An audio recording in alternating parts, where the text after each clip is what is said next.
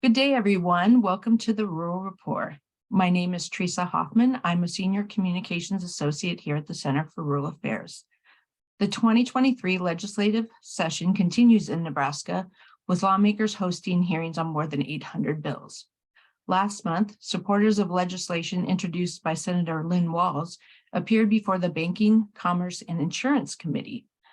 Legislative Bill 515 would establish the Rural Economic Development Act, a program to expand services in rural areas by providing grant funding to individual counties or economic development nonprofit corporations to hire one additional full-time employee for 5 years. Funds would be prioritized for counties with a population less than 55,000 and communities designated as a second-class city or a village. My guest today testified in support of the bill during last month's hearing. Crystal Dunekacke is the City Administrator and Economic Developer for the City of Auburn. Thank you, Crystal, for joining me. Glad to be here. Crystal, tell me more about your role with the City of Auburn and any work you've done in rural communities. Sure. For the past year and a half, I've been the City Administrator and Economic Developer for the City of Auburn. So as the City Administrator, I coordinate and work on the budgets for municipal departments, including streets and parks, our library, and planning and zoning. On the economic development side of things, I manage city programs, including housing, downtown revitalization, and any community development programs that we have, along with any associated grant funds. I also support local economic development groups, including the Auburn Community Redevelopment Authority, which is our CRA, the Auburn Chamber of Commerce, and the Auburn Development Corp, which is ADC, our local economic development group. In addition to that, I worked for 8 years for the Southeast Nebraska Development District as a grant writer and grant administrator, covering multiple counties in this area. I applied for and wrote for a total of $6.3 million of grant funding for 14 rural Nebraska communities. And these programs included economic development, community development, and housing. I'm also a fourth generation Nebraskan who has previously served as a mayor, city council member, and school board member, as well as a board member on multiple nonprofit organizations. I live with my family on an acreage in rural Auburn and grew up on our family farm just outside of Humboldt. Well, great. So during the COVID-19 pandemic, more people were locating to smaller communities like Auburn. Tell me what type of interest you were seeing, and if so, what made your community the right place for those people? Sure. So we did see people relocate to Auburn and Nemaha County. I've spoken with new residents who were able to work from home with an occasional drive to Lincoln or Omaha, which are just about an hour outside of Auburn.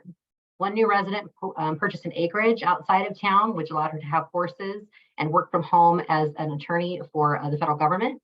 We also met another new couple here in town who have moved, so the husband can commute into Omaha for his job at a college in the Omaha metro area, and his wife is an artist who plans to become more involved in local arts and culture. It's very exciting for our community to have these new residents join us. Auburn offers a great quality of life with our excellent school system, hospital, and high-speed broadband connections, as well as some outdoor recreation opportunities that make it a really great place to live. And on the housing side of things, these residents also find that they can find nice houses that are more affordable and compared to the prices in the metro areas that they're coming from. Well, obviously, this is a trend as companies are learning that remote work is beneficial to them. So obviously, this is a trend that it's going to continue. So how can Auburn and even Nemaha County better prepare itself for the next wave? Sure. So Auburn and Nemaha County can prepare for additional relocation opportunities by responding to our very tight housing market, which shows that we need additional single-family homes, townhomes, and multifamily units at a variety of price points. We are working currently to develop housing opportunities in several of these areas through a couple different projects.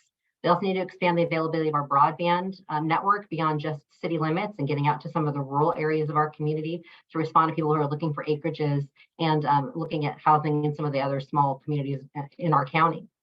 This is currently underway with Pinpoint Communications securing funding through the Broadband Bridge Program to serve locations in rural Auburn and other Nemaha County communities. Well, we talked about getting residents to relocate. How about businesses? Are you seeing interest from developers, or what challenges is your area facing? Sure. So we're frequently contacted by developers who are interested in relocating their businesses or expanding their businesses in the Auburn area. For the growth and recruitment of businesses, we're really limited because of our lack of available housing and childcare, both of which limit the growth of our workforce in the area.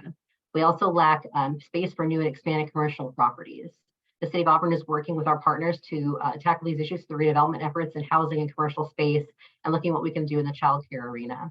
We're also limited by the lack of local option economic development sales tax funds, generally known as LB 840, which has twice been voted down in our community. So there have been some recent discussions about providing some awareness to people in the community about what these funds could do for us and perhaps putting it back on the ballot at a future date.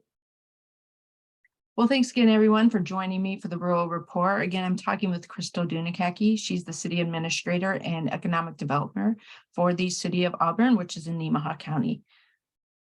In your testimony before the Banking, Commerce, and Insurance Committee, you mentioned you are the only paid economic developer in your county, but it's only on a part-time basis.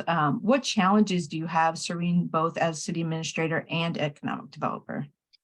So while serving as both the city administrator and economic developer, I wear both hats and I feel the need to balance both parts of my job. It's tough to feel like I have enough time to give either parts of my job my full attention and effort some days. I'm really lucky to have strong support from our city staff and elected officials for the city, as well as the other economic development groups in the community. But I know I can make more progress if I had more time to dedicate to the role, or if there were another professional developer in the community to partner with, in addition to the volunteers that currently serve on the organizations that I work with. So in your involvement, you mentioned various groups before that you're involved with and in talking with other communities. And also through your involvement, you had mentioned the Nebraska Economic Development Association. What challenges are you seeing when it comes to economic development, across the state even? Sure. So I've seen similar challenges with other rural communities in regards to economic development. Cities of the second class and villages often have very limited staff who don't have the time or expertise to write grant applications for funding or administer the funds following the rules that you need to follow with state and federal funds. Our local development district, SEND, the Southeast Nebraska Development District, does an excellent job at supporting our communities. But as a regional organization, their time and staff stretch only so far across their 16-county area.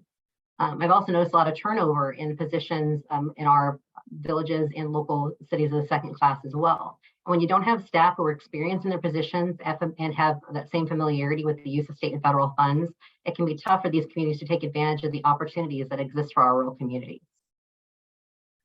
During Senator Walls's comments during the hearing, she said she was excited about the opportunity to put people in place to implement programs that will enhance economic development, housing, healthcare, broadband, and more across the state. How would an additional staff member help in your area? Sure. So an additional staff member for Auburn and Nemaha County would be a definite advantage to our community. I feel like a lot of my current workload is responding to known issues like housing and childcare, as well as our existing programs. I often respond to inquiries about these programs and resources, but I really don't feel like I have the time currently to market our resources and recruit new residents or businesses, or to even expand on our existing programs. As a result, we're limiting our growth potential. A full-time paid economic development professional in Auburn and Nemaha County would help us to unlock our potential and create some new opportunities for our rural area. Well, great. I'm sure there are many communities across the state feeling that same kind of pinch that you guys do as well. Well, thank you, Crystal, again for joining me on the Rural Rapport. I've included links below for information on LB 515. If you'd like to keep update on the progress of the bill and others we are following this session, you can sign up for our legislative updates. I've included a link to that below as well. Thank you for joining us today for the Rural Rapport. If you'd like to learn more about the center, visit our website at cfra.org. Have a good day, everyone.